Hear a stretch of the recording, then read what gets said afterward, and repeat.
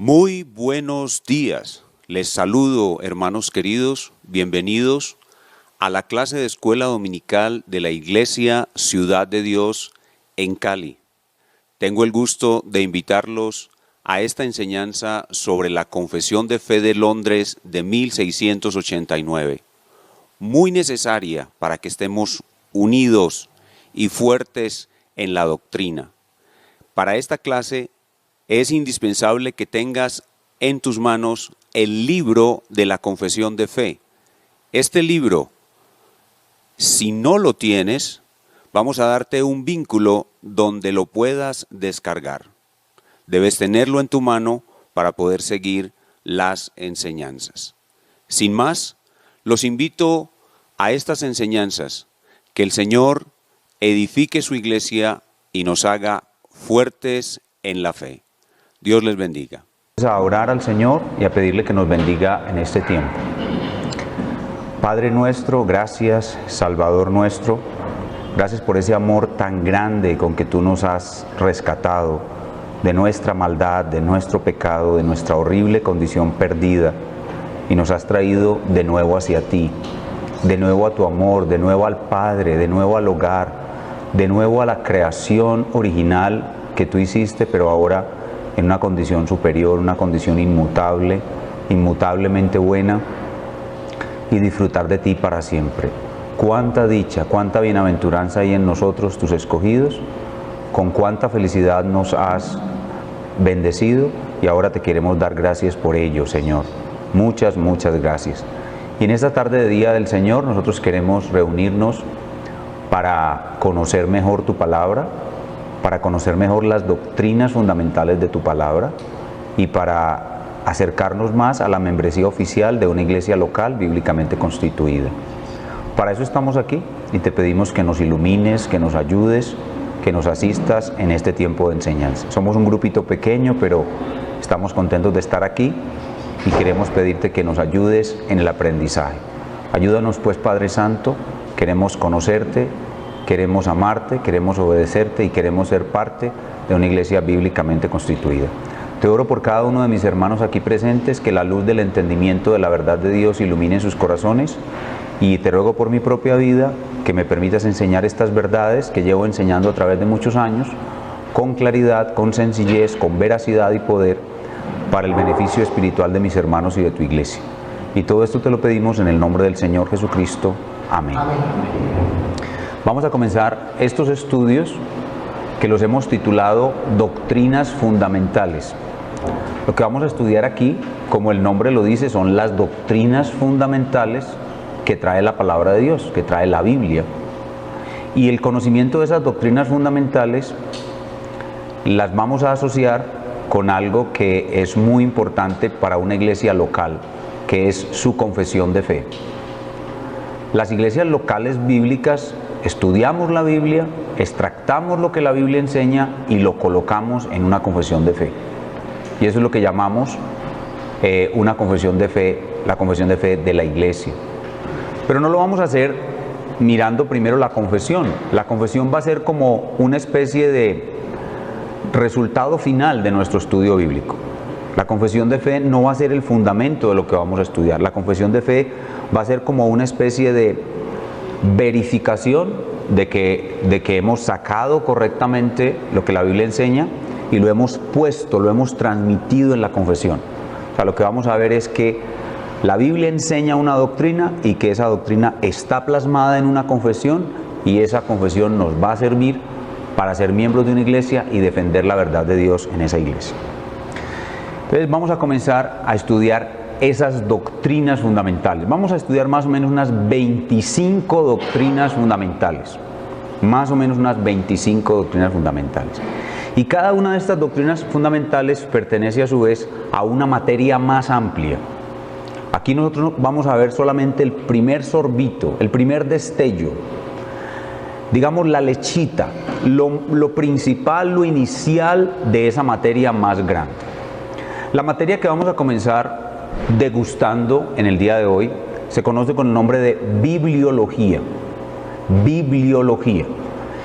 Y es estudiar lo que la Biblia enseña de sí misma. estudiar lo que la Biblia enseña de sí misma. Eso es lo que se conoce como bibliología. La bibliología tiene muchas ramas, o sea, hay mucho que estudiar cuando uno estudia la bibliología. Y nosotros nos vamos a concentrar en una sola de esos temas de la bibliología.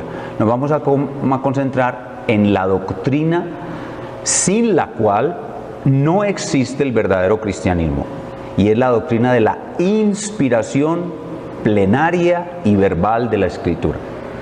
Yo voy a empezar a utilizar algunos términos teológicos y bíblicos, y ustedes van a empezar a familiarizarse con ellos, y esos términos les van a ayudar a ser más profundos en su fe y más claros en el conocimiento de la misma. Entonces vamos a empezar hoy a mirar algo de la bibliología. ¿Qué es la bibliología? Es lo que la Biblia enseña acerca de sí misma. Y dentro de esa bibliología vamos a comenzar viendo hoy un pedacito de esa bibliología, que es la doctrina de la inspiración plenaria y verbal de las Escrituras. Y lo que tenemos en mente es lo siguiente: Dios existe. Ninguno de nosotros aquí tiene esa duda. Todos aquí estamos seguros que Dios existe. No tenemos que comenzar a argumentar en favor de la existencia de Dios. De hecho, si estamos aquí es porque hemos creído que hay un Dios todopoderoso. Ese Dios todopoderoso nos ha creado, nos ha llamado y se ha revelado a nosotros. Entonces, partiendo de que Dios existe y que Dios se ha revelado a sí mismo, Dios se ha revelado a sí mismo. Dios quiere que sus criaturas le conozcan. Dios quiere que sus criaturas le conozcan. Y ese acto de autorrevelarse nos permite conocerle a Él con veracidad. Dios puede ser conocido con veracidad porque Él mismo se ha revelado. Existen algunos individuos que dicen que no están seguros si Dios existe y que creen que si Dios existe no se puede conocer absolutamente nada de Él. Esos individuos se conocen como agnósticos. Los agnósticos, ellos dudan si Dios existe, pero admitiendo la posibilidad de que Dios exista, ellos creen que Dios está tan allá, tan lejos, tan aparte de todo lo que Él creó, que no se puede saber nada de Él. No, la Biblia nos enseña que Dios existe y que Dios se ha revelado. A ese conocimiento que Dios da de sí mismo lo llamamos la revelación. La revelación. ¿Qué es revelación? Revelación es el conocimiento veraz que Dios ha dado de sí mismo. Y Dios se nos ha revelado básicamente de dos maneras. La primera forma de revelación es la revelación general, que es lo que llamamos la creación. La creación. Todo lo que Dios ha creado habla de sí mismo. Todo lo que Dios ha creado habla del gran creador. El Salmo 19 dice: los cielos cuentan la gloria de Dios. El firmamento anuncia la gloria de sus manos. Entonces, eso se llama revelación general. Dios se reveló de una manera general a través de lo creado. Pero también Dios se reveló de una manera especial a través de un libro. Dios creó un libro, y a través de ese libro nos enseña cosas que son verdaderas y conocibles acerca de Él. Entonces, a través de la revelación general y a través de la revelación especial, que es el libro de Dios, nosotros podemos conocer a Dios. Ahora nos vamos a concentrar en el libro y vamos a ver lo que la Biblia enseña acerca de ese libro, que nos dice que ese libro es inspirado y que es inspirado de manera plenaria, y vamos a ver que ese libro es inspirado de manera verbal y vamos a entender qué significan esas palabras. Pero nos vamos a concentrar de la revelación específicamente en el libro. Entonces, si a ustedes les preguntan, o ustedes se preguntan a sí mismos, ¿cómo se ha revelado ese Dios que existe por sí mismo, ese Dios se ha revelado de dos formas. Uno, en la creación, y dos, por medio del libro. Por eso, la mejor forma de conocer a Dios y de disfrutar a Dios es irse para un sitio donde usted esté en contacto con la creación y llevar la Biblia. Cuando usted va a un sitio bien hermoso, donde usted vea la creación, donde usted vea las montañas, los árboles o el mar, los ríos, los animales, cuando usted esté en contacto con la creación, usted está, ahí está, hemos dicho, la creación es como otro libro. La creación es como otro libro, solo que ese libro no habla con palabras. Pero cuando usted está en un lugar hermoso, antes de leer la Biblia, si la tiene en la mano, usted está conociendo a Dios por medio de ese lugar hermoso. La creación habla de Dios. Y si después de haber estudiado a Dios en la creación, abre el libro de Dios, va a estar conociendo doblemente a Dios. Entonces, esa es la revelación. Y nosotros no nos vamos a concentrar en la revelación general, sino en el libro. En el libro, vamos a concentrarnos en el libro y vamos a aprender esta característica especial del libro, que ese libro es inspirado, plenaria y verbalmente. Vamos a empezar a ver lo que el libro nos dice de sí mismo. Vamos a abrir nuestras Biblias en Hebreos capítulo 1. Hebreos capítulo 1, versículos 1 y 2. Aquí vamos a ver cómo Dios realmente ha hablado a los hombres. Y lo ha hecho de muchas veces, lo ha hecho muchas veces y de muchas maneras. Pero vamos a ver cómo ahora hay una forma particular, única, superior y especial, cómo Dios se ha revelado. Hebreos 1, 1 y 2. Hebreos 1, 1 y 2. Dice la palabra del Señor. Dios, noten que la Biblia no se preocupa por explicar que Dios existe. La Biblia asume que Dios existe. Dios, habiendo hablado, nuestro Dios es un Dios que habla, que se comunica. De hecho, la comunicación es una de las partes más importantes de la imagen de Dios en el hombre. Dios se comunica, es un ser que se comunica. Dios, habiendo hablado muchas veces y de muchas maneras, en otro tiempo, ahí debemos entender este otro tiempo como tiempo pasado, en tiempo pasado a los padres, es decir, a los fundadores de la nación de Israel, por los profetas, en estos postreros días o últimos días o finales días, a partir de la venida del Señor Jesucristo, estamos en los postreros días o en los últimos días. En estos postreros días Dios nos ha hablado por el Hijo.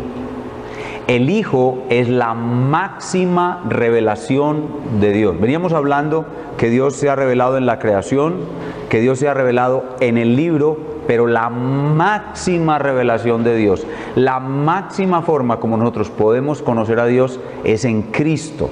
En el Hijo Dios se ha revelado. Dios se ha convertido en un hombre. La segunda persona de la Trinidad se ha convertido en un hombre. Y con todo lo que es Dios en la persona de un ser humano, Dios nos muestra lo que Él es. Así que la máxima revelación de Dios es el Señor Jesucristo. Pero nosotros no vimos a Cristo con nuestros ojos, no estuvimos con Él, como dice el apóstol Juan. Juan dice que nosotros lo vimos, lo oímos, lo tocamos, lo palpamos. Nosotros no tuvimos esa dicha. Sin embargo, ese Hijo se ha dado a conocer a nosotros por medio de esos apóstoles que lo vieron, que lo oyeron, que lo tocaron, que lo palparon. ¿Cómo? Porque esos apóstoles vinieron a completar el libro. Ellos vinieron a completar el libro. Cuando ellos escribieron, ellos nos dieron a conocer todo lo que a su vez recibieron del Hijo. De tal suerte que cuando juntamos todo lo que Dios le habló a los padres de la nación de Israel por medio de los profetas, es decir, los 39 libros del Antiguo Testamento, y los 27 libros de los apóstoles y sus asociados, ¿qué tenemos? Tenemos completo al libro. y el libro se convierte, a pesar de que Cristo es la máxima y última revelación de Dios, y a Cristo lo podemos conocer solo por el libro, cuando el libro está completo, el libro se convierte en la única forma de tener conocimiento verdadero acerca de Dios. Por eso el libro es la máxima revelación de Dios para nosotros hoy, porque Él nos habla de Cristo. Cuando tengamos a Cristo cara a cara, ya el libro no será la máxima revelación de Dios. La máxima revelación de Dios será Cristo, que lo tendremos cara a cara. Pero ahora no andamos por vista, ahora no tenemos a Cristo cara a cara. Ahora andamos por fe, es decir, por lo que nos ha dejado escrito en el libro. De eso es lo que estamos hablando. De eso es lo que vamos a hablar. Del libro. El libro que Dios nos dejó. Es la revelación que Dios nos ha dado de sí mismo. Su máxima revelación es Cristo. Cristo está en este libro. La única forma de conocer a Cristo es el libro. Entonces nosotros debemos saber muy bien cómo cualificar a este libro. Este libro tiene cualidades muy importantes. Y la diferencia entre la verdad y el error, la verdadera religión, la verdadera iglesia y la falsa, en mucho depende de lo que yo pienso acerca del libro. No es lo mismo decir que este libro contiene la palabra de Dios a decir que este libro es la palabra de Dios. Son cosas distintas. No es lo mismo decir que este libro es una ayuda que yo puedo mezclar con otras cosas a decir que este libro es la única ayuda que yo tengo para conocer a Dios, para ser salvo y ser santo y vivir la vida que a Él le agrada. No es lo mismo. No es lo mismo decir que yo puedo limpiar mi alma haciendo buenas obras o haciendo mi propia catarsis a decir que mi única esperanza de ser limpio está en el libro. No es lo mismo. Estoy en un lado muy diferente si no creo lo que debo creer acerca del libro correctamente. Por eso la primera doctrina fundamental es llegar a creer lo que la Biblia enseña de sí misma, llegar a valorar este libro como debe ser valorado. Y por eso la Biblia, que nos habla a través de palabras, nos da esas palabras que tienen mucho valor y mucho poder. La primera palabra que debemos empezar a manejar en esta primera doctrina fundamental es la palabra inspiración. La palabra inspiración. La palabra inspiración nos habla del origen del libro. El libro viene de Dios. Dios habla a través del libro, que se conoce como en el nombre de escritura, y Dios nos gobierna a través del libro, de tal manera que el libro se convierte en la última autoridad para nosotros, por la sola palabra inspiración. La sola palabra inspiración nos lleva a someternos por completo al gobierno de Dios a través de la autoridad de Dios que está en el libro. Vamos a comenzar observando esa palabra en la Biblia. Vamos a nuestras Biblias a 2 Timoteo. 2 Timoteo capítulo 3, versículos 16 y 17. Toda persona que se ha convertido a Jesucristo de verdad tiene un aprecio por este libro, pero ese aprecio debe seguir creciendo a lo largo de toda su vida, y ese aprecio crece en la medida que la persona convertida entiende estos conceptos que estamos discutiendo hoy. Primero, la palabra inspiración. Vamos a 2 Timoteo 3, 16 y 17. Dice así el apóstol de Cristo, San Pablo: toda la escritura es inspirada. Ahí tenemos la palabra en la misma escritura. Inspirada por Dios. Ahí está el origen de este libro. Inspirada por Dios. Ahí está su origen, su cualidad. Y ahora viene su beneficio. ¿Para qué sirve? Y útil para enseñar, para redarguir, para corregir, para instruir en justicia, a fin de que el hombre de Dios sea perfecto, enteramente preparado para toda buena obra. Aquí tenemos dos cosas. Primero, el origen de este libro. La palabra inspirada viene de una palabra griega que tiene dos componentes, dos palabras, que significa exhalada de Dios. Theos neustos, la palabra griega inspirada. Exhalada de Dios, exhalada, que sale de la boca de Dios. Es más o menos como en el proceso de respiración, cuando uno bota el aire. Exhalar.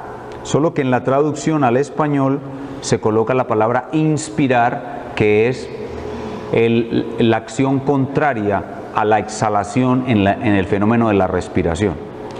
No es tanto que Dios hace que el autor bíblico reciba un toque especial, lo inspira para que el autor bíblico escriba, y el autor bíblico escribe lo que él tiene en su mente. No, es más, no una inspiración, sino una exhalación de Dios. La palabra inspirada significa de Dios exhalada. De Dios ha sido exhalada. Inspirada por Dios significa de Dios ha sido exhalada. Y eso nos habla de su origen. O sea, este libro es autoría de Dios. Y eso significa la palabra inspiración. La palabra inspiración significa que este libro es de autoría de Dios. Los escritores bíblicos recibían de Dios, Dios tenía un control absoluto sobre su mente y sus pensamientos.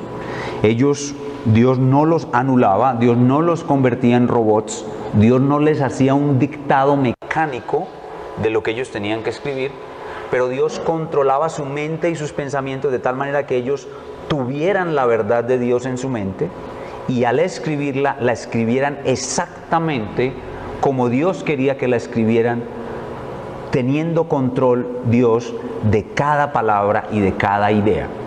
O sea, que esos hombres estaban en la absoluta mano de Dios, totalmente controlados por Dios, y al escribir no como robots, sino como seres integrales, Dios tiene control de su mente, sus pensamientos y sus temperamentos, todo lo que ellos son, y Dios hace que ellos escriban infaliblemente las palabras de Dios, los conceptos de Dios, la crónica de Dios, porque la Biblia tiene distintos géneros literarios, la poesía de Dios, el proverbio de Dios, es decir, que lo que ellos escriben, el canto de Dios, porque la Biblia está llena de cantos, ellos escriben exactamente la mente de Dios, de manera infalible. Ellos no pueden fallar, ellos no pueden equivocarse, ellos no pueden cometer un error.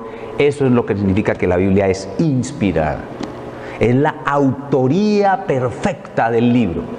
La autoría perfecta del libro corre a cuenta de Dios. Dios se encargó de que este libro tuviera una autoría perfecta.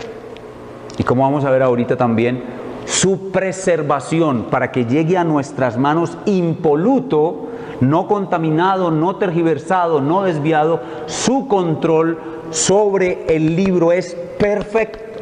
De eso se trata la inspiración. Es el origen perfecto, el origen divino, la preservación divina para que su pueblo pueda tener un libro perfecto. ¿Qué dice el Salmo?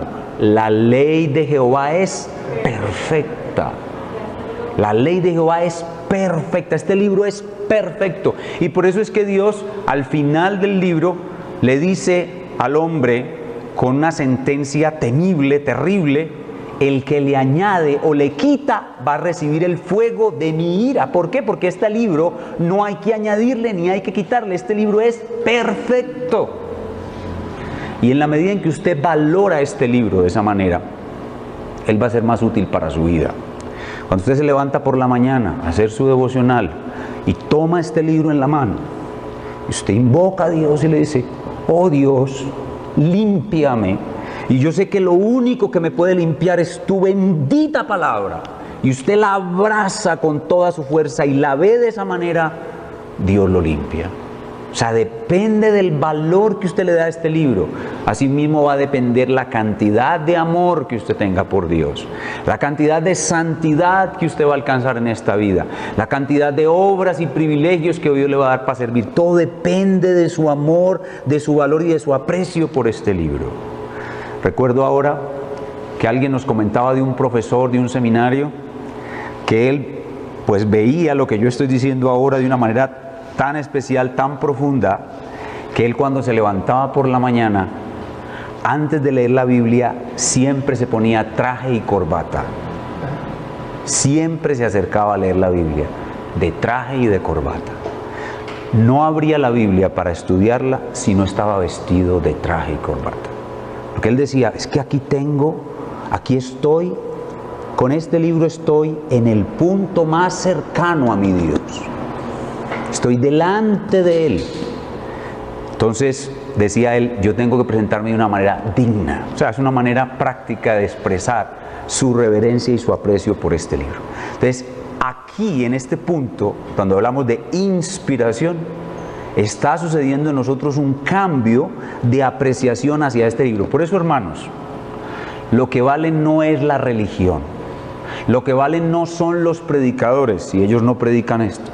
Lo que vale no es la iglesia, lo que vale es la Sagrada Escritura, porque ella es de inspiración, es de origen divino, es perfecta, y eso hace que la apreciemos tanto. Y si las cosas que hacemos, la iglesia, la predicación, el discipulado, lo que sea, está basado en ella y la defiende a ella y la muestra a ella correctamente, estamos en lo bueno y de Dios recibiremos recompensas. Pero si no es así, estamos simplemente haciendo obra de hombres y nuestra obra se va a quemar como paja en el fuego. La hermana Ana Isabel iba a hacer una pregunta.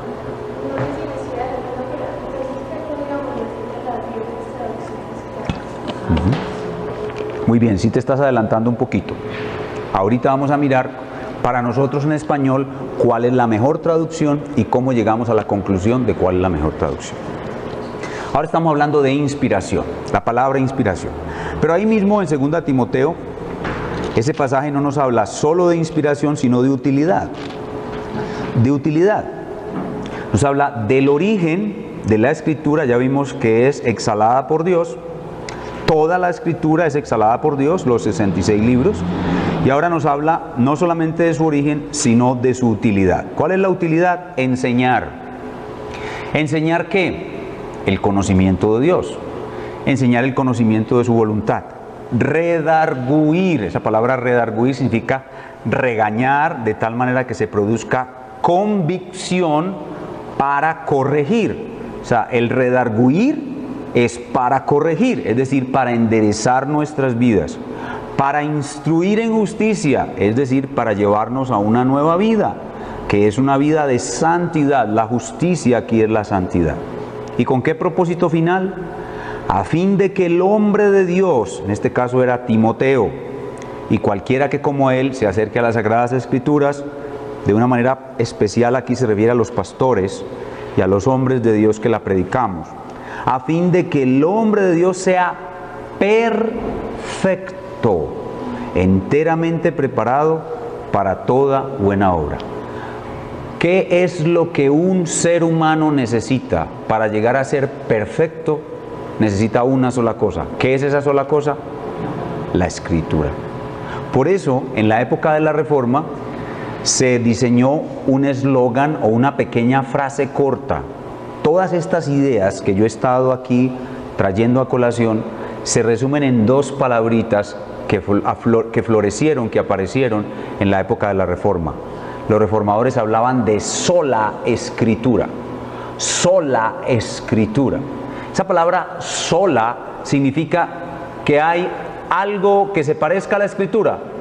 No. Que la escritura está sola. ¿Y por qué nada se parece a la escritura? O porque nada más sobre la faz de la tierra viene de la boca de Dios. Nada más. Ningún otro libro. Ninguna otra fuente. Nada se parece a la Escritura. La Escritura es única como Dios es único. Hay muchos libros que nos pueden ayudar, escritos por hombres piadosos, que nos ayudan a entender la Escritura. Y un libro de enseñanza bíblica y teológica es bueno en la medida en que nos ayuda a entender la Escritura, pero nada es como la Escritura. La Escritura está sola Escritura. Ella está sola en su origen. Ella está sola en su poder. Dígame, ¿qué libro tiene poder para convertir un alma? Ninguno. ¿Qué libro tiene poder para santificar a un ser humano? Ninguno. ¿Qué libro tiene para guiar a un ser humano en el camino del bien? Ninguno. ¿Qué libro tiene el poder de transformar completamente a un hombre y a su familia? Ninguno. Solo la Escritura. Entonces, solo la Escritura es inspirada por Dios. Solo la Escritura es la autoridad suprema de Dios. Solo la Escritura y toda la Escritura es lo único que el hombre necesita para ser perfecto, maduro, enteramente preparado para toda buena obra. Y eso es a lo que nos referimos con la palabra inspiración. Vamos a otro texto, que es segunda de Pedro 3. Segunda de Pedro 3, del 15 al 16.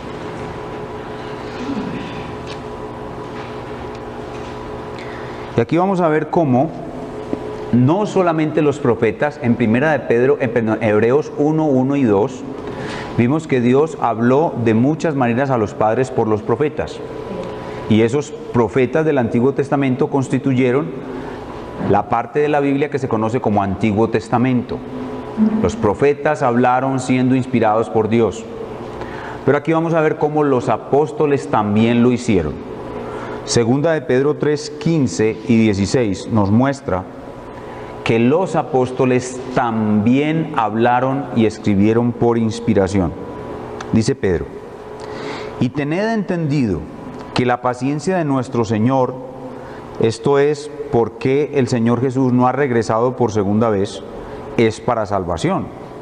Como también nuestro amado hermano Pablo, según la sabiduría que le ha sido dada, os ha escrito casi en todas sus epístolas. Es decir, Pablo en todas sus epístolas nos ha escrito que Dios es paciente y que Jesús no ha venido porque está dando tiempo para que se arrepienta. Así escribió Pablo en casi todas sus epístolas, hablando en ellas de estas cosas, entre las cuales hay algunas difíciles de entender. Hay porciones de las cartas de Pablo que son muy difíciles de entender, las cuales los ignorantes o indoctos e inconstantes tuercen, no las entienden bien y las tuercen. Y ahora noten lo que dice: como también las otras escrituras para su propia perdición. Entonces, ¿qué está haciendo aquí el apóstol Pedro? Está colocando los escritos de San Pablo a la misma altura del profeta Isaías, a la misma altura del profeta Jeremías, a la misma altura de los Salmos, a la misma altura de los escritos de Moisés, a la misma altura. Pablo escribió tan inspirado por Dios. La boca de Dios exhaló Romanos de la misma manera que exhaló el Pentateuco, que exhaló Jeremías. La boca de Dios exhaló Isaías de la misma manera que exhaló Filipenses, la misma manera que exhaló el Apocalipsis, que exhaló la carta a Filemón. Todos esos libros, tanto los de autoría de profetas del Antiguo Testamento como los de autoría de apóstoles, sus asociados del Nuevo Testamento, tienen un solo origen: son exhalados por Dios.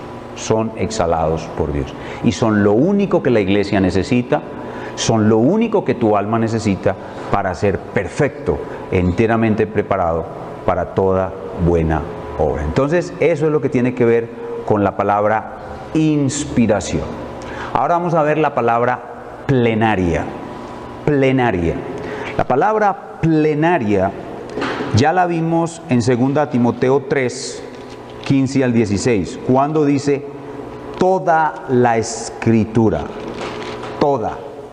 Regresemos a ese pasaje, por favor. 2 Timoteo 3, 15 al 16. La palabra plenaria. La palabra plenaria es esa palabra al principio del verso 16. 2 Timoteo 3, 16 dice toda la Escritura. Y aquí entramos en un tema de la bibliología. Recuerden cuál es la rama grande que estamos introduciendo, la bibliología. La bibliología. Y dentro de esa bibliología hay una rama que se llama el canon, o canónica, también se conoce, canónica. Y es la especificación de cuáles libros pertenecen a la escritura y cuáles no. Eso se conoce como canónica o canon. La palabra canon significa vara de medir. Vara de medir. Entonces, cuando nosotros averiguamos por el canon, estamos averiguando sobre los libros que son verdaderamente inspirados por Dios. Entonces, en un proceso muy juicioso, la Iglesia de Jesucristo, a través de los siglos, los primeros siglos de la Iglesia especialmente, descubre el canon. Descubre el canon, es decir, toma todos aquellos libros que son de autoría de los apóstoles o de sus asociados y los reúne en este paquete de libros, 66 libros que es la Biblia, y define que estos 66 y solo esos 66 son el canon. No hay ningún otro libro, rodeados de muchos otros libros de origen espúreo, es decir, no vienen de apóstoles, no vienen de asociados con los apóstoles, sino que vienen de otros lugares desconocidos, de origen dudoso. Sin embargo, hablan de Cristo y de muchas cosas que pueden ser buenas, otras un poco fantasiosas. Esos libros no son canónicos, están fuera del canon. Más o menos al siglo III o IV ya la Iglesia reconoció el canon. No, la Iglesia no creó el canon fue creado por Dios. Dios definió cuántos y cuáles libros iban a ser inspirados y Dios llevó a la Iglesia de los primeros siglos a reconocer el canon y a recopilarlo, y es lo que tenemos hoy en nuestra Biblia de 66 libros. Entonces, cuando hablamos de la inspiración plenaria, la palabra plenaria significa toda la escritura. Plenaria viene de pleno. Pleno. No hay un solo libro, ni una parte del libro que no sea inspirada por Dios. Toda. Pastor, pero es que yo cuando estoy leyendo la Biblia, por ejemplo, cuando estoy leyendo las genealogías de los primeros 6 capítulos de Crónicas, yo me siento tan aburrido y no me provoca leer eso. ¿Eso qué sentido y qué beneficio puede traer para mí? Esas genealogías son inspiradas por Dios y tienen una utilidad para ti, así tú no la hayas podido descubrir aún. Síguelas leyendo, sigue conociendo más todo el resto de la Biblia, y en algún momento Dios va a mostrarte por qué esas genealogías tan aburridas son buenas para ti. Pastor, lo mismo esos ritos que hay en el libro de Levítico, que el sacerdote le partía el buche, que le sacaba los riñones, y eso ¿qué me puede traer a mí de bien? Bueno, hasta ahora tú no lo has podido descubrir, pero sigue leyendo, sigue aprendiendo, sigue estudiando toda la Escritura, y en algún momento el Espíritu Santo te va a mostrar qué tan importante y qué tan hermosos son esos ritos, porque ellos hablan de Cristo y tú no lo sabes. Entonces hay que seguir estudiando toda la Escritura. Toda es inspirada por Dios. Y eso es lo que es la palabra plenaria. La inspiración es plenaria. Plenaria significa toda, absolutamente toda. Y por eso es que cuando estoy ante una parte cualquiera de la Escritura, estoy ante Dios mismo, y lo que estoy viendo allí es muy serio y muy importante para mi vida. No lo debo descuidar, no lo debo dejar pasar por alto, sino que debo prestarle la mayor atención, el mayor cuidado, y con mucha oración pedirle al Señor: Señor, qué cosa grande y poderosa quieres hacer conmigo, aún con esta pequeñísima parte de tu poderosísima palabra. Si nosotros empezamos a ver la Biblia así, la Biblia se va a volver tan poderosa que nosotros nos vamos a volver poderosos a través de ella. Entonces ya vimos la palabra inspiración, ya vimos la palabra plenaria. Ahora vamos a ver la palabra verbal. Vamos a Mateo capítulo 5, versículo 18. Mateo 5, 18. Inspiración plenaria y verbal de la Escritura. Mateo 5, 18 es el Sermón del Monte. el sermón más importante de nuestro Señor Jesucristo, su programa de gobierno, Mateo 5, 18. Dice el Señor: porque de cierto, amén, os digo que hasta que pasen el cielo y la tierra, ni una jota ni una tilde pasará de la ley hasta que todo se haya cumplido. Este pasaje nos muestra qué pensaba Jesús de la palabra escrita. Jesús era la palabra encarnada, ¿sí o no? Jesús era la palabra encarnada. ¿Cuál es la máxima revelación de Dios? La palabra encarnada, Jesús. Ahora veamos qué piensa la palabra encarnada, es decir, la máxima revelación de Dios de la palabra escrita. ¿Qué piensa Él de la palabra escrita? Jesús piensa que cuando Dios mandó escribir este libro, podemos decirlo claramente, cuando Dios escribió este libro por medio de seres humanos, Dios controló que hasta una jota y una tilde estuvieran escritas con el cuidado de Dios. Los símbolos más pequeños que acompañan las letras, en este caso las letras de los idiomas originales, el hebreo y el griego, eran unas pequeñas comitas que iban encima o abajo de las letras. A eso se refiere la iota y la tilde, de la cual habla aquí. La iota y la tilde son símbolos en las letras del alfabeto hebreo y griego. Ese pequeño simbolito no le falta a ninguna de las letras de la Biblia que lo debe tener, ni la tilde, que es no necesariamente una tilde para acentuar como en nuestro idioma español, sino una tilde era otro simbolito como una comita para construir otra letra. O sea que ni la más pequeña parte de una letra faltó en la construcción de este libro. Para poner un ejemplo, en nuestro idioma español, ¿cuál es la diferencia entre una P y una R? En que la R tiene un palito que le sale a la barriguita de la P, ¿cierto? Digamos que la R es una P con bastón, ¿sí o no? Ok, lo que está diciendo Jesús aquí es que en la Biblia nunca se confundieron una P con una R, nunca, por el hecho de faltarle un palito. Eso es lo que está diciendo aquí, que Dios tuvo cuidado de todos los palitos de la R para que fueran R's, y Dios tuvo el cuidado de que no hubiera palito en las P's para que fueran P's. Así es lo que está diciendo el Señor Jesucristo aquí, y eso indica que cada palabra quedó construida como Dios quería que se construyera. Por eso cuando hablamos de inspiración verbal significa que al hablar, que al usar los verbos, el lenguaje, todo el lenguaje quedó escrito letra por letra y palabra por palabra, tal cual como Dios quiso.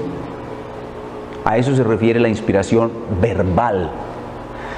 Verbal significa palabra por palabra, letra por letra, frase por frase, idea por idea, capítulo por capítulo, libro por libro, todo fue de una manera exacta, verbal, milimétricamente cuidado por Dios para que fuera exactamente lo que Dios quiere que nosotros conozcamos de Él. Porque recuerden qué es lo que está detrás de todo esto.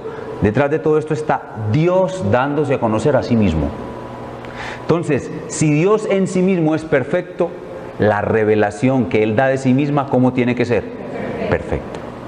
Y eso es lo que es la Escritura. Un libro perfecto para hablar de un Dios perfecto, compuesto, diseñado, creado por hombres que no se equivocaron, sino que hicieron un trabajo perfecto. De tal manera que cuando tengo la Biblia en mis manos, tengo la perfecta autoridad de Dios, la suficiente revelación de Dios para hacerme a mí un hombre perfecto. Entonces, todo lo que he dicho explica esta pequeña frase: inspiración plenaria y verbal de la Escritura. Para comenzar a ser un cristiano fiel, un cristiano de sana doctrina, hay que defender a muerte la inspiración plenaria y verbal de la Escritura. Y esa frase, inspiración plenaria y verbal de la Escritura, la podemos reducir a algo más pequeño todavía cuando decimos sola Escritura. Cuando decimos sola Escritura estamos diciendo el equivalente a inspiración plenaria y verbal de la Escritura.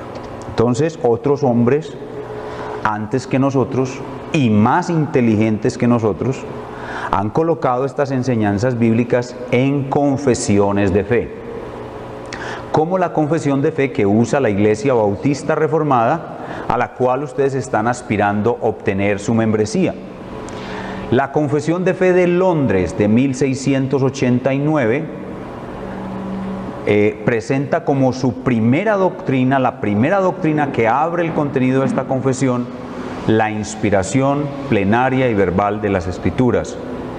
Y esta Confesión de Fe de Londres de 1689 abre el primer capítulo en el párrafo 1 diciendo lo siguiente: la Santa Escritura, noten cómo la cataloga como algo santo, como algo de origen divino, como algo inspirado.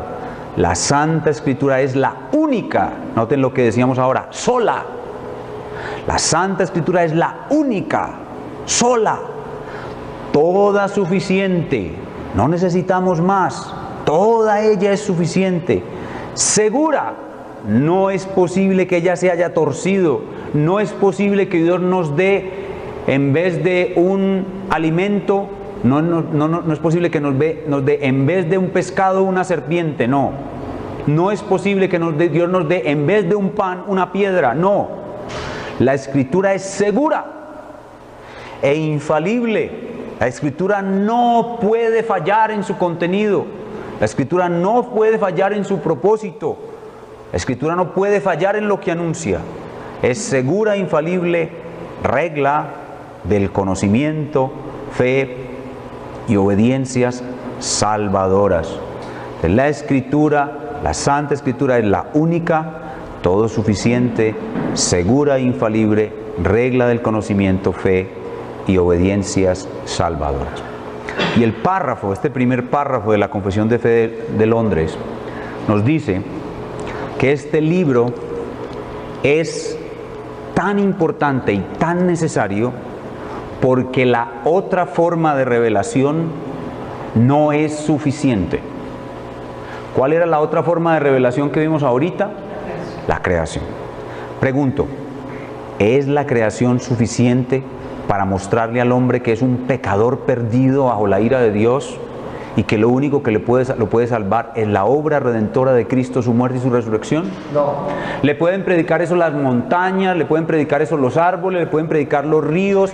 El contemplar la majestuosidad de un león lo va a llevar a usted a reconocer su pecaminosidad. No. Por eso el libro especial, el otro es un libro muy general, la creación es un libro muy general, por eso este libro especial es absolutamente necesario.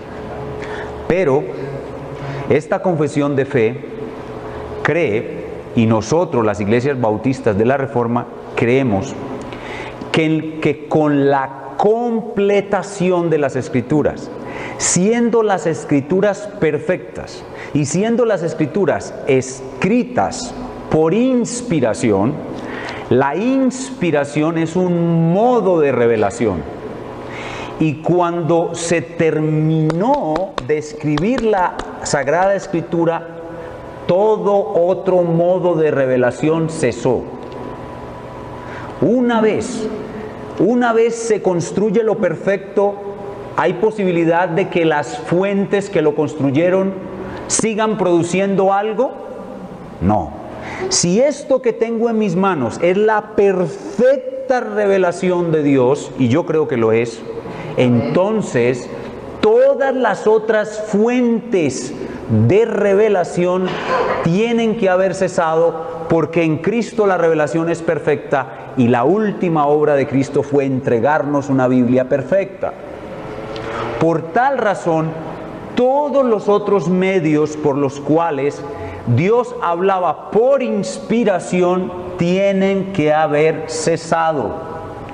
Y aquí entonces empezamos a diferenciar Las iglesias de la Reforma, de otro grupo de iglesias que se conocen como carismáticas, que son propias del siglo XX y que enseñan que otros medios de revelación no han cesado. Nosotros creemos que al completarse esta poderosa, magnífica y perfecta obra, todos los demás medios de revelación han cesado y que Dios ahora no habla a nadie por inspiración. No hay palabras inspiradas fuera de las que están escritas en el libro. Entonces, las iglesias de la Reforma enseñamos y defendemos, creemos que la Biblia misma lo enseña, que los otros medios de revelación han cesado. Me explico. La profecía fue un medio antiguo para traer revelación. La profecía era inspirada, los profetas del Antiguo Testamento escribieron su profecía por inspiración. Los apóstoles y profetas del Nuevo Testamento también escribieron sus libros por inspiración, algunos por profecías, otros directamente. Pero una vez se completa la obra perfecta de la revelación, que es la Escritura, las profecías tienen que haber cesado. Y por eso las iglesias de la Reforma se conocen como iglesias cesacionistas. Porque una vez tenemos la perfecta obra de revelación en las manos, todo lo demás ha cesado. Si esto es perfecto, no debe haber nada más que lo complemente, porque esto es perfecto. No va a haber nada más que lo complemente. El cristiano, para ser perfecto, no necesita una profecía de boca de nadie. Necesita solamente leer o que alguien le explique lo que está escrito. ¿Qué dice 2 Timoteo 3:16? Que la Escritura es útil para que el hombre de Dios sea perfecto. Cuando yo digo que para vivir mi vida cristiana o hacerme perfecto necesito profecías vivas, profecías de hoy en día, que me digan acerca de mis hechos particulares de la vida, si me voy a casar, si no me voy a casar, si voy a viajar a España, si voy a viajar a Madrid, estoy negando que este libro es perfecto.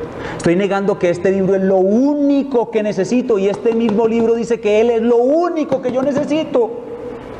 Por esa razón nosotros, las iglesias de la Reforma, somos cesacionistas. Entonces nosotros no creemos que Dios esté guiando al hombre hoy por medio de profecías. No creemos que el hombre hoy hable en lenguas, como las lenguas del Nuevo Testamento. Las lenguas del Nuevo Testamento eran idiomas a través de los cuales se predicaba el Evangelio a naciones donde nunca en esas lenguas se había hablado el Evangelio. Esos dones de lenguas han cesado, porque ya la Sagrada Escritura está para todo el mundo escrita. Las lenguas no son necesarias, las profecías no son necesarias.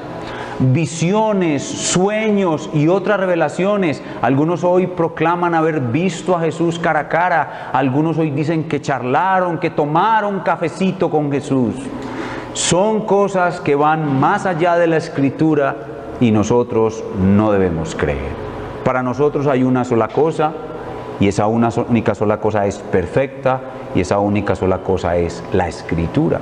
Por eso en las iglesias de la Reforma no creemos que la iglesia necesite profecías, no creemos que la iglesia necesite lenguas, no creemos que la iglesia esté necesitando visiones y sueños. Pastores, que yo tuve un sueño y ese sueño me ayudó. Bueno, está bien, dejémoslo así, ese sueño te ayudó, pero de aquí en adelante sola Escritura, no sueños. A medida que tú vas madurando, te vas dando cuenta de que Dios quiere que te guíes por la Escritura y no por sueños. Sola Escritura. La Escritura, ¿qué es más fiable, un sueño o la Escritura? La Escritura es más fiable. Entonces Dios no quiere que camines en tu vida cristiana. Además, los que dan esas profecías son hombres engañadores, de los cuales no sabemos mucho. Aquí sabemos que Dios estuvo detrás de esto. Entonces nosotros nos conocemos, o las iglesias de la Reforma se conocen como cesacionistas. Somos cesacionistas. Entonces vamos a resumirlo una vez más, lo que hemos dicho. La Escritura es la infalible, es decir, no tiene falla, inerrante, no tiene error, y todo suficiente palabra de Dios. Eso es lo primero que debemos aprender para ser cristianos maduros. A finales del siglo XIX y principios del siglo XX, surgió en Estados Unidos y Europa un movimiento que se conoce como teología liberal. Y esos teólogos liberales comenzaron a negar lo que estoy enseñando hoy. Comenzaron a negar la inspiración plenaria y verbal de las Escrituras. Y ellos enseñaban que la Biblia contiene la Escritura, pero no es, sino que la contiene. Y que cuando uno comienza a leer y lo que lee lo impacta, en ese momento la Biblia se convierte en escritura para usted. Ese concepto de la teología liberal del siglo XIX y el siglo XX es completamente errado, es un ataque contra la perfección de este libro y debe ser rechazado. Así que cuidado con las palabras. Nosotros no debemos decir que la Biblia contiene la palabra de Dios, sino que debemos decir que la Biblia es la palabra de Dios, libro por libro, capítulo por capítulo, palabra por palabra, letra por letra, tilde por tilde, coma por coma. La Biblia es la infalible, inerrante y todo suficiente palabra de Dios. No que la contiene, sino que ella toda es la palabra de Dios. Entonces, mucho cuidado con esos teólogos liberales, y por ahí hay más de uno. Por ejemplo, cuando preparé estas clases, por esos días, un cantante famoso del movimiento carismático llamado Jesús Adrián Romero, no sé si tengo esa diapositiva al final, declaró en una revista, en un magazine, que él no estaba seguro de que la Biblia toda fuera la palabra de Dios. Ahí tenemos ya el daño muy grande, un daño muy grande hecho a la fe verdadera. Muy bien, entonces habiendo entendido qué es inspiración, por qué es plenaria y por qué es verbal, veamos ahora algunas preguntas comunes que surgen relacionadas con esto. En primer lugar, veamos quiénes no tienen este principio de la sola Escritura, quiénes no creen en la sola Escritura. En primer lugar, la Iglesia Católica Romana. Ellos no creen en la sola Escritura porque ellos creen que la Escritura está al mismo nivel e incluso por debajo de la tradición de los papas. Entonces, la Iglesia Católica Romana no cree en sola Escritura porque la Iglesia Católica tiene otros libros con la Escritura, Nosotros decimos sola Escritura, ellos dicen con la Escritura. Entonces, la Iglesia Católica Romana, a pesar de que valora la Biblia no es la única fuente segura e infalible de todo conocimiento, obediencia y fe salvadores. No es la última autoridad, la Biblia no es la última autoridad, sino que con esa Biblia, con esa autoridad, hay otras autoridades. ¿Quiénes atentan contra la sola Escritura? Ya lo mencioné hace un momentico, son nuestros hermanos carismáticos. Porque cuando en una iglesia carismática un pastor o un supuesto profeta o profetisa de esa iglesia le dice a usted, tengo una palabra de Dios para usted, eso que la persona dice al ingenuo creyente lo está equiparando o lo está haciendo igual a la Escritura. Y nada puede ser igual a la Escritura. Recuerde, ¿cómo está la Escritura? Sola. Nada puede ser igual a la Escritura. Ella está sola. Entonces, cuando usted le dice en una iglesia carismática, tengo una profecía para usted, lo están engañando, porque esos medios de revelación han cesado. Entonces, cuando yo doy una profecía, supuestamente en este tiempo, estoy haciendo a la profecía igual a la Escritura. Hay un pasaje en la Biblia que puede prestarse a confusión con todo lo que he enseñado. Es 1 Corintios 7, del 10 al 12. 1 Corintios 7, del 10 al 12.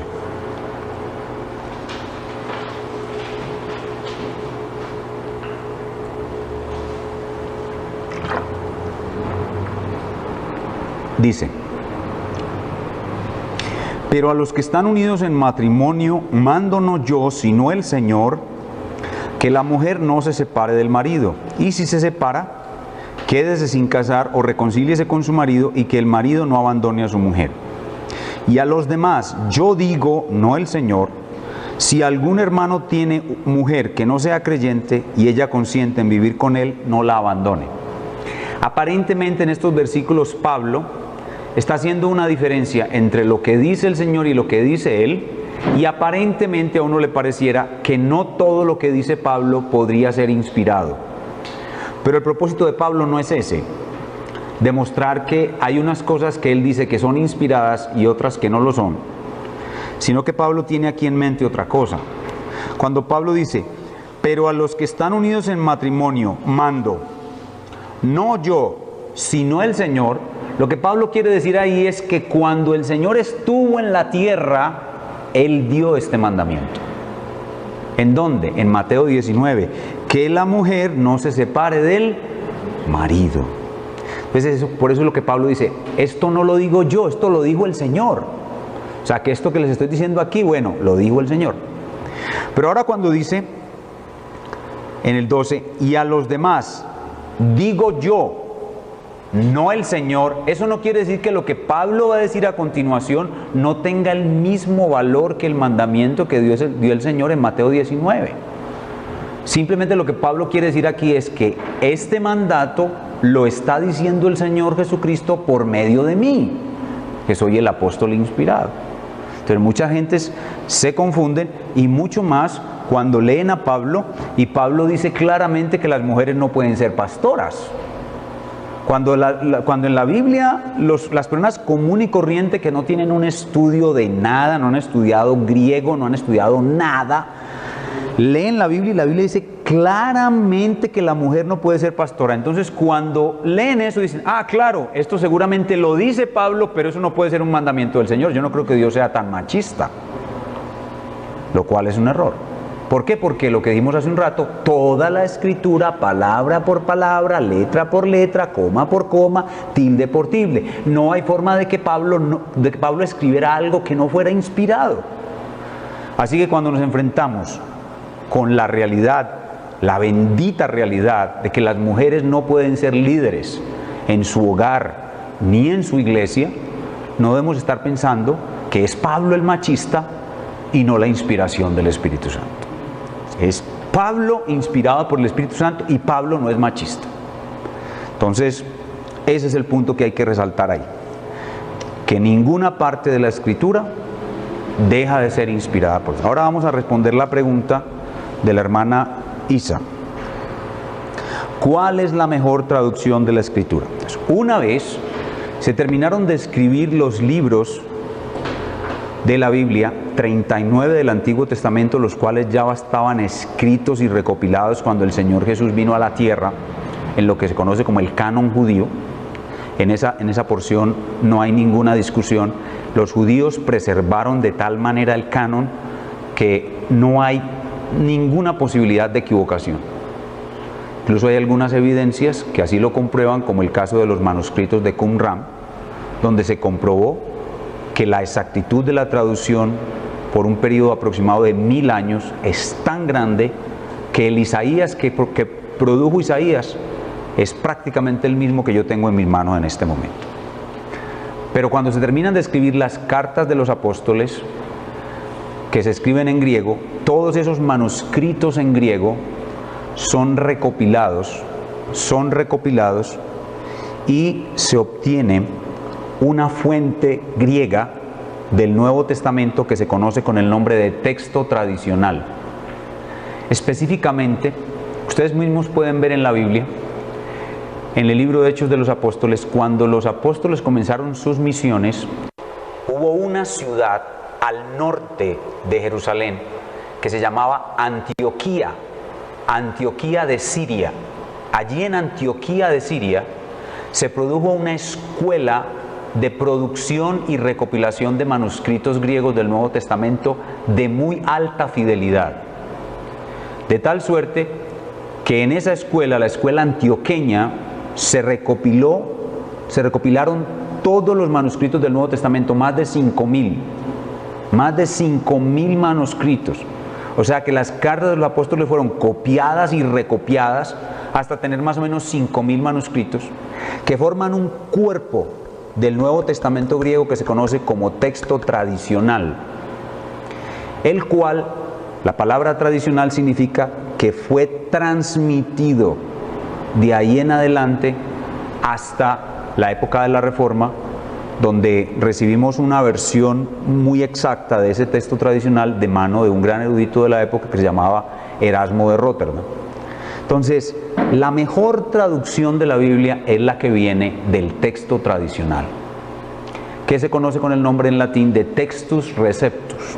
Entonces, cuando usted tiene una versión de la Biblia en su mano, vaya a la primera página y ahí le van a decir de qué fuente está traduciendo el traductor.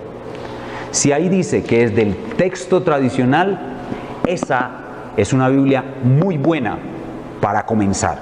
Primero que sea del texto tradicional. Pero también tiene que ver, bueno, pastor, ¿y hay otro texto? Sí. Desafortunadamente en el siglo XIX, un grupo de personas trataron de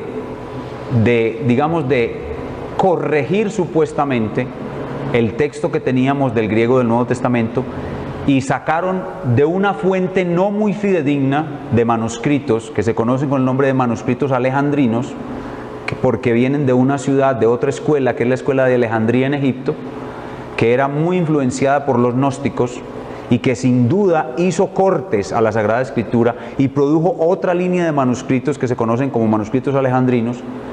Y basados en esos manuscritos no tan confiables, se produce otra fuente de traducción que se llama el texto crítico. El texto crítico. Entonces, hoy en día las Biblias pueden tener dos fuentes. Son traducciones del texto tradicional, o Textus Receptus, o del texto crítico. Cuando una Biblia es traducción del texto tradicional, esa Biblia es de mejor calidad.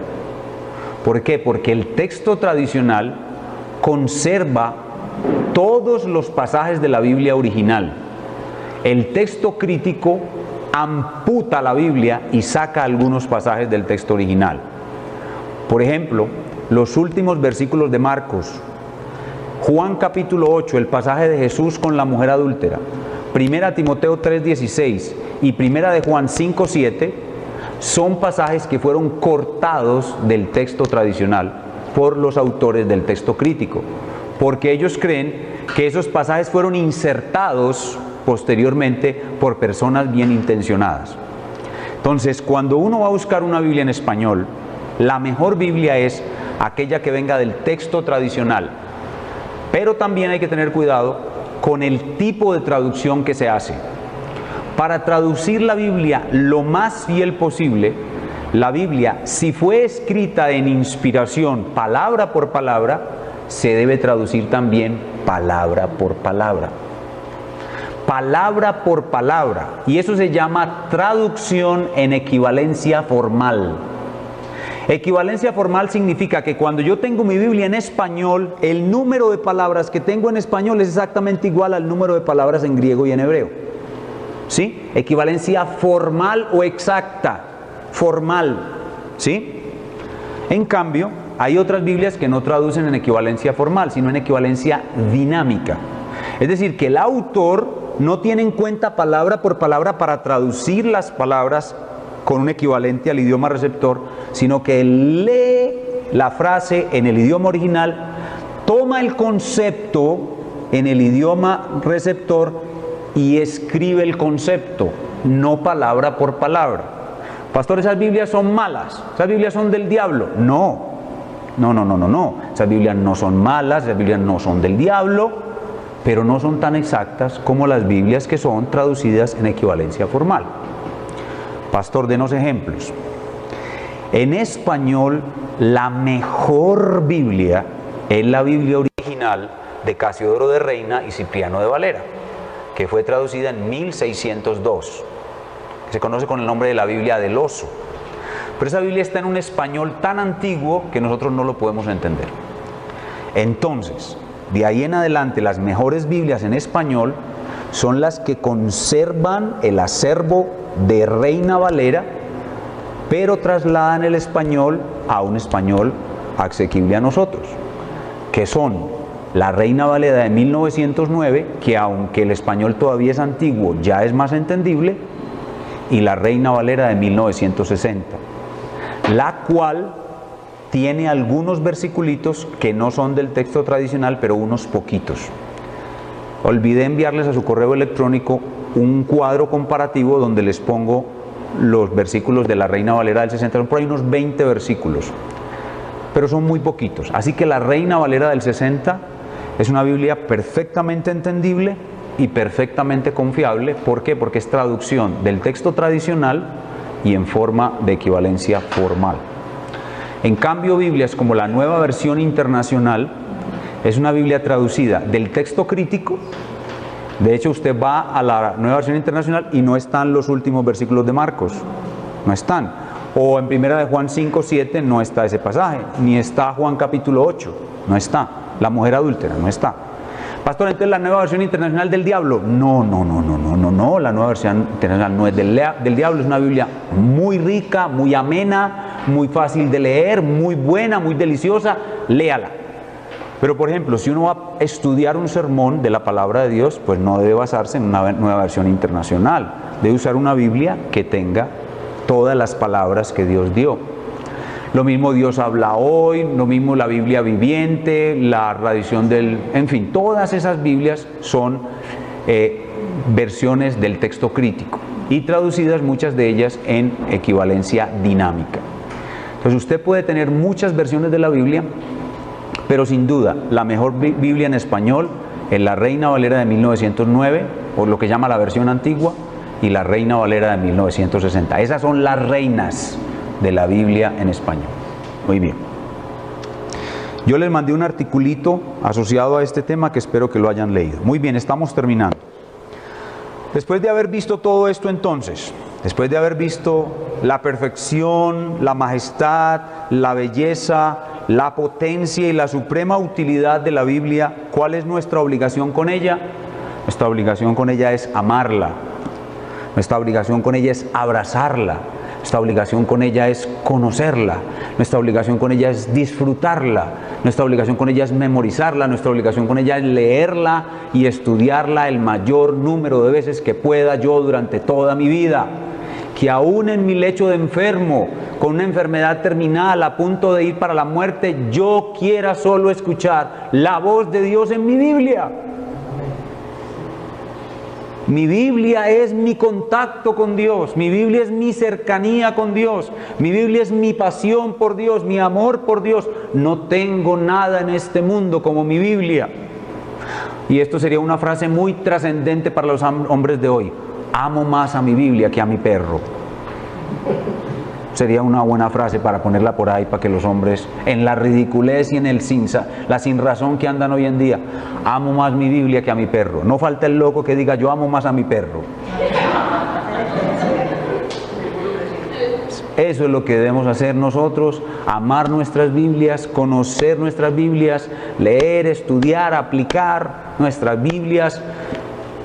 Ustedes van a ser buenos cristianos solamente cuando conozcan bien sus Biblias. Y conociendo bien sus Biblias van a poder evangelizar al inconverso, edificar al creyente, consolar al afligido, aconsejar al turbado y confundido por las dificultades, vencer con el bien el mal. Solo es posible con la Biblia. La Biblia es la herramienta, la Biblia es el arma más poderosa del cristiano. Por esa razón el Señor nos conceda un altísimo aprecio, un superiorísimo favor o deseo por la Biblia y un espíritu de sabiduría y de revelación en el conocimiento de ella, porque a todos no nos es dado la misma capacidad para entenderla.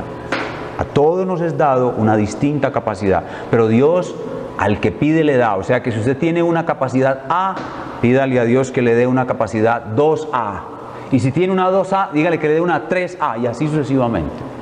No se canse nunca de pedir para que Dios le dé mayor entendimiento de la Escritura. Y esa es nuestra obligación, esforzarnos por conocerla y prepararnos más para ataques contra ella. El diablo no cesará de atacarla.